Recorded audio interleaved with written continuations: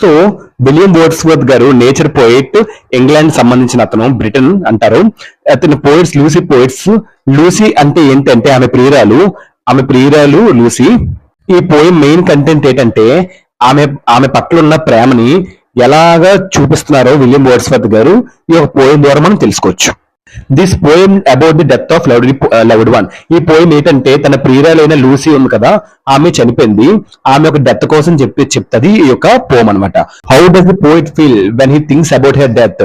తన ప్రియురాలైన లూసీ చనిపోయిన తర్వాత అతను ఎలా ఫీల్ అయ్యాడు, ఎలా అనుకున్నాడు, హౌ డస్ హీ ఇమాజిన్, ఆమెను ఎలా ఇమాజిన్ చేసుకున్నాడు ఆఫ్టర్ డెత్, ఆమె చనిపోయిన తర్వాత అనేది ఈ పోయం మెయిన్ ఒక కంటెంట్ అమ్మా. ఇప్పుడు పోయంలోకి వెళ్దాం. A slumber did my spirit seal, I had no human fears, seemed a thing that could not feel the touch of earthly years, no motion has he now no force, she neither hears nor sees, rolled down in earth's diurnal course with rocks and stones and trees. So రాసుకోండి, vocabulary చెప్తాను. Seal అంటే Mudra, next seemed అంటే అనిపించడం, next ఇంకేంటుంది ఇక్కడ కష్టమైన earthly అంటే related to earth, human life on earth, దానికి సంబంధించింది. నెక్స్ట్ ఇంకా మోషన్ అంటే కదలిక, ఫోర్స్ అంటే శక్తి, నైదర్ అంటే ఏది కాదు రెండిట్లో అర్థం, ఇయర్స్ అంటే వినబడ్డం, సీస్ అంటే చూడడం, రోల్డ్ అంటే చుట్టడం. సో అలా అనమాట. డైర్నల్ అంటే రోజువారీ, డైర్నల్ అంటే డైలీ అని అనమాట. హార్డ్ వర్డ్స్ అని చెప్పాను. ఇంకా రాక్స్ అంటే రాళ్ళు, స్టోన్స్ అంటే చిన్న రాళ్ళు, ఇవన్నీ తెలిసినవే. సో పోమ్కి వెళ్దాం. వొకాబులరీ చెప్పాను, మీరు రాసుకోండి, మీకు బాగా ఇంకా ఈజీగా అర్థం అవుతుంది. పోయిమ్స్ కి వొకాబులరీ చాలా ఇంపార్టెంట్ అమ్మా. వొకాబులరీ వస్తే ప్యాసేజెస్ మీరు ఈజీగా చేయొచ్చు, అందుకు వొకాబులరీ చెప్పాను. హ్యూమన్ బాడీకి ఏముంటది, హ్యూమన్ కి బాడీ ప్లస్ స్పిరిట్ ఉంటది, బాడీ ప్లస్ స్పిరిట్ ఉంటది. చనిపోయిన తర్వాత ఈ స్పిరిట్ అనేది మాయమైపోద్ది, బాడీ మాత్రం దేహం అలా మిగిలిపోతూ ఉంటది. సో ఇది మనందరికీ తెలిసింది. తర్వాత ఈ స్పిరిట్ ట్రాన్స్మైగ్రేషన్ అవుతుంది, వేరే ఆత్మలోకి వెళ్ళడం అనేది జరుగుతుంది. సో బాడీ మాత్రం దేహం మాత్రం ఉంటుంది, చనిపోయిన స్పిరిట్ బయటకు వెళ్ళిపోద్ది. Title A slumber did my spirit seal. Slumber అంటే ఏంటి, గాఢ నిద్ర. స్పిరిట్ సీల్ అంటే ఇందుకే చెప్పాను, సీల్ అంటే ఏంటి, ముద్ర. గాఢ నిద్ర పట్టింది అనమాట.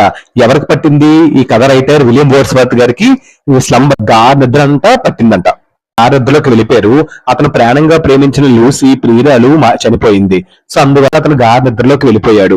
సో అతని ఆత్మ, విలియం వర్డ్స్వర్త్ గారి ఆత్మ గాఢ నిద్రలోకి వెళ్ళిపోతుంది. సో అంటే అతని బతుకున్న శవంలాగా, జీవశవంలాగా ఉండడమే అలా అనమాట. సో అతని ఆత్మ విలియం వర్డ్స్వర్త్ గారి ఆత్మ గాఢ నిద్రలోకి వెళ్ళిపోయింది, ఎందుకంటే అతను ప్రాణంగా ప్రేమించుకున్న ప్రియురాలు లూసీ చనిపోవడంతో. Slumber did my spirit seal, ఒక గాఢ నిద్ర నా ఆత్మకి పట్టింది. స్లంబర్ అంటే గాఢ నిద్ర అనమాట. I had no human fears, so నాకు ఇంకెటువంటి భయాలు లేవు, ఎందుకంటే నా ఆత్మ గాఢ నిద్ర పట్టింది, నిద్రమత్తులోకి వెళ్ళిపోయింది. సో నాకు ఇంకా హ్యూమన్ ఫియర్స్ లేవు. మనిషి బయటికి వెళ్తే చనిపోతారు, హార్ట్ అటాక్ వచ్చేస్తుంది, ఇది వచ్చేస్తుంది, అలా మనిషి పడే భయాలేవి నేను ఇంకా పడవసరం లేదు, నాకు అలాంటి భయాలేవి నాకు లేవని విలియం వర్డ్స్వర్త్ గారు చెప్తున్నారు. ఇది చెయ్యాలి, అది చెయ్యాలి, ఎంత బ్యాంకులో డబ్బులు ఉంచాలి, అంత బ్యాంకులో డబ్బులు ఉంచాలి, డబ్బు కోసం, దీనికోసం, దానికోసం ప్రతి క్షణం అలా బాధపడుతూనే ఉంటాము. అదే నాకు అలాంటి హ్యూమన్ పడే బాధలేవి నాకు ఇంకా లేవు, ఎందుకంటే నా ప్రియురాలు చనిపోయింది, నా ఆత్మకి గాఢ నిద్ర పట్టింది. సో నాకు అటువంటి భయాలు లేవని విలియం వర్డ్స్వర్త్ గారు చెప్తున్నారు. She seemed a thing that could not feel. ఆమె చనిపోయింది, సో నాకు కుడ్ నాట్ ఫీల్, ఒక వస్తువులో కనిపిస్తుంది, సో ఇంకెటువంటి ఫీలింగ్స్ తనకు లేవు అని లూసీ అయినా తన లవ్డ్ వన్ డెడ్ బాడీ కోసం చెప్తున్నారు. తను ఇంకా చనిపోయింది, తనకి ఇంకెటువంటి ఫీలింగ్స్ లేవని చెప్తున్నారు.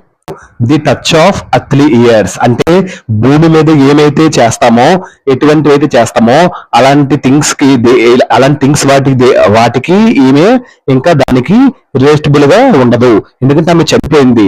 ఇంకా చనిపోయిన తర్వాత ఆమె దూరంగా పరలోకానికి ఎక్కడికో వెళ్ళిపోతుంది. అందుకే ఇంకా భూలోకంలో జరిగేవి ఏవి కూడా తను అనుభవించలేదు, తను ఇంకా చూడలేదు, టచ్ కూడా చేయలేదు అని చెప్తున్నారు విలియం వర్డ్స్వర్త్ గారు చాలా ఎమోషనల్ తో. No motion as she no, no force, అసలు ఎటువంటి కదలిక కూడా ఆమెకి లేదు, ఆమె చనిపోయింది, తన శవం మాత్రమే అక్కడ ఉంది. సో ఎటువంటి శక్తి కూడా తనని తొయ్యలేదు, ఆమెకి కదలలేదు అక్కడ నుంచి అని చెప్తున్నారు కవి గారు. ఎటువంటి ప్రకృతి శక్తి కూడా ఆమె మీద ఇంకా పనిచేయదు, ఎటువంటి ప్రకృతి శక్తి కూడా, నేచర్ యొక్క పవర్ కూడా తన మీదకి ఇంకా పనిచేయదు. So she neither here's Nar Cs.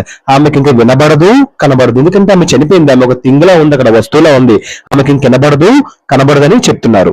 Down in earth's diurnal course అంటే భూమి తిరగడం, భూమి గుండ్రంగా తిరుగుతుంది కదా, దాని అర్త్స్ డైర్నల్ కోర్స్ అని అంటారు. సో ఆమె చనిపోయింది, శవం ఏవి కప్పెట్టేశారు, కప్పెట్టిన తర్వాత ఆమె పరలోకంకి వెళ్ళిపోయింది, భూలోకంలో కలిసిపోయింది, ఇంకా భూమితో పాటు తను కూడా తిరుగుతుంది తప్ప తన ఆత్మ తను ఇంకా ఏమీ చేయలేదు అని చాలా ఎమోషనల్ విలియం వర్డ్స్వర్త్ గారు తన లవ్డ్ వన్ అని లూసీ కోసం చెప్తున్నారు. భూమిలో ఏటేటి ఉంటే రాక్స్, స్టోన్స్, ట్రీస్, ఇవన్నీ కూడా భూలోకంలో ఉంటాయి కదా. సో వీటితో పాటు తన ఒక సోల్ కూడా ఉన్నది భూలోకంలో అని విలియం వర్డ్స్వర్త్ గారు చాలా ఎమోషనల్ గా చెప్తున్నారు. వాళ్ళ లవర్ ఎప్పుడైతే చనిపోయిందో లూసీ, ఇంకా విలియం వర్డ్స్వర్త్ గారు కూడా అతను కూడా లేవకుండా అతను పరిస్థితి వల్ల వాళ్ళ లవర్ చనిపోవడం వల్ల విలియం వర్డ్స్వర్త్ గారి ఆత్మ మొత్తం అంతా కూడా గాఢ నిద్ర స్లంబర్ లోకి, నిద్రమత్తులోకి వెళ్ళిపోయింది వాళ్ళ ప్రియురాలు చనిపోవడంతో. అతను జీవశవంలా బతకడం అనేది అతను జరుగుతుంది వాళ్ళ లవర్ చనిపోవడంతో. ఏంటంటే ఎప్పుడైతే తన ప్రియురాలు చనిపోయిందో ఇంకా అక్కడి నుంచి అతను గాఢ నిద్రలోకి వెళ్ళిపోయి జీవక్షవంలాగా అతను మారిపోయాడు. అతని బాధను ఇలాగా తెలియజేస్తున్నాడు. ఎలా తెలియజేస్తున్నాడంటే ఆమె చనిపోయింది, ఆమె వస్తువులాగే కనిపిస్తుంది, ఎటువంటి ఫీలింగ్స్ లేవు. సో భూమికి సంబంధించింది ఏమీ కూడా ఆమె తాకలేదు. సో ఆమెలో కదలిక లేదు, ఇంకా వినలేదు, చూడలేదు, అండ్ భూలోకంలో కలిసిపోయింది.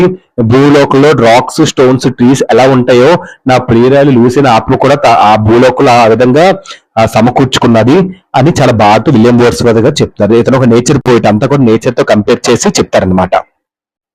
సో ప్రియురాలు చనిపోయినా తన జ్ఞాపకాలను మర్చిపోకుండా అలా గుర్తు చేసుకుంటూ ఉంటారు ఈ పోయం మెయిన్ కంటెంట్. సో ఒకసారి షార్ట్ గా సమ్మరీ రూపంలో చెప్తాను చూడండి అమ్మా.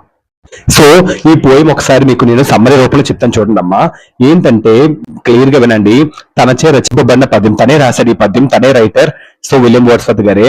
ఈ పద్యం ద్వారా విలియం వర్డ్స్వర్త్ గారు తన మిక్కిలి ప్రేమించిన ప్రియురాలు మరణం వలన తను అనుభవించిన బాధను తెలియజేస్తూ కఠినమైన చేదుగా ఉండే జీవిత సత్యాన్ని తాను చివరకు ఏ విధంగా అంగీకరించనిది తెలియజేస్తాడు. జీవిత సత్యాన్ని తెలియజేస్తాడు. ఇతని పోయిట్స్ అన్ని కూడా సత్యాన్ని తెలియజేస్తాయి.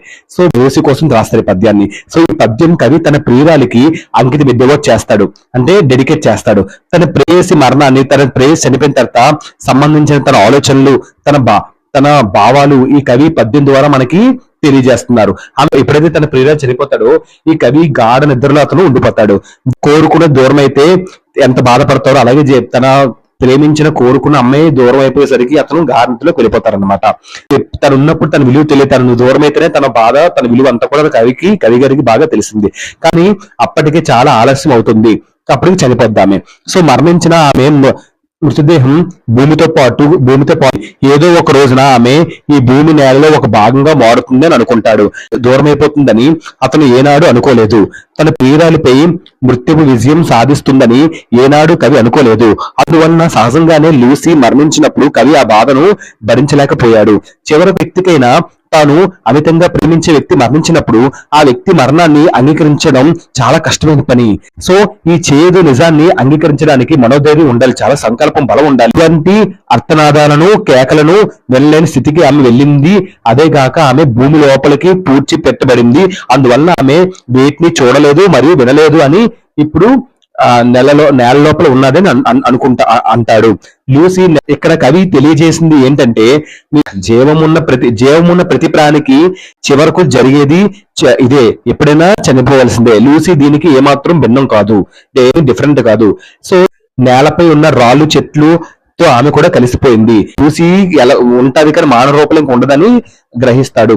ఏదో చిరునవ్వుతో చిందించదు, అతనిని విజిట్ చేయలేదు. ఎందుకంటే ఆమె చనిపోయిన తర్వాత ఆమె ఒక వస్తువుగా ఊహించుకుంటున్నాడు అతను, అంతే.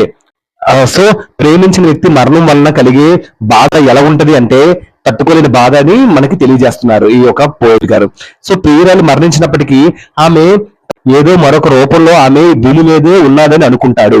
సో అందువల్ల రాళ్లను లేదా చెట్లను చూసినప్పుడల్లా తన ప్రియురాల్ని ఊహించుకుంటాడు. సో ఇదమ్మా లెసన్, అర్థమైంది అనుకుంటున్నాను. ఇందులో మెయిన్ థీమ్ ఏంటి అంటే ఈ పోయం కి, so poet express his grief over the death of loved one. So main theme ఏంటంటే తన బాధను తెలియజేస్తున్నాడు, తను చనిపోయిన తన ప్రియురాలి పట్ల. సో ఇది మెయిన్ కంటెంట్. సో పోయం కన్నా నచ్చితే please like, share and subscribe. Neat గా ప్లేలిస్ట్ లో ప్రోజ్ వేరుగా, పోమ్స్ వేరుగా, సప్లిమెంట్ రీడర్స్ వేరుగా పెట్టాను, రీడింగ్స్ వేరుగా పెట్టాను. ఒకసారి చెక్ చేయండి. యూనిట్ వైజ్ కూడా పెట్టాను. ఒక్కసారి చెక్ చేస్తే మీకు బాగా క్లారిటీ వస్తుంది. ఏ లెసన్ కావాలంటే 10th class, 9th class, 8th class ఏది కావాలన్నా జస్ట్ సాయి చిట్టి అని పెట్టి అక్కడ టైటిల్ కొడితే నేను చెప్పిన ఎక్స్ప్రెషన్ అంతా మీకు నీట్ గా వచ్చేస్తుంది. ఓకేనండి, థ్యాంక్ యూ.